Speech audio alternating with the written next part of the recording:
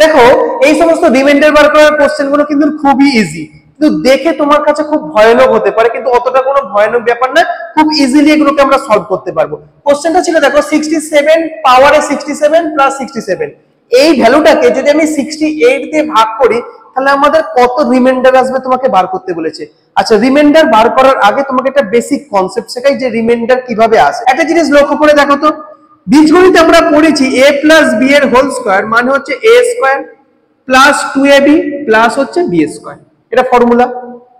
যদি আমি এই ভ্যালুটাকে যদি আমি a দিয়ে ভাগ করে দিই, তার মানে এই দিকটাকে আমাকে a দিয়ে ভাগ করতে হবে।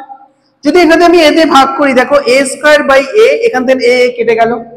আচ্ছা 2ab বাই হচ্ছে a, এখান থেকে a কেটে গেল, কিন্তু b স্কয়ার বাই a, কিন্তু b স্কয়ারটাকে আমরা কাটতে পারছি না, আর যেটা ভাগ করতে পারি না, যেটা এক্সট্রা হিসাবে থেকে যায়, সেটাই কিন্তু রিমাইন্ডার। তাহলে দেখো যখন আমি a প্লাস b এর হোল স্কয়ারকে a দিয়ে ভাগ করছি, তখন আমার রিমাইন্ডার কত থেকে গেল বলো তো? রিমাইন্ডার থেকে গেল b স্কয়ার। তো এটা এত ক্যালকুলেশন না করে আমরা এইখান থেকে যদি ডাইরেক্ট বলে দিতে পারবো যে a প্লাস b এর হোল স্কয়ারকে যদি a দিয়ে ভাগ করা হয়, a কেটে যাবে, যেটা পড়ে থাকবে সেটা হচ্ছে এই পোরশনটা হচ্ছে রিমাইন্ডার হিসেবে পড়ে থাকবে।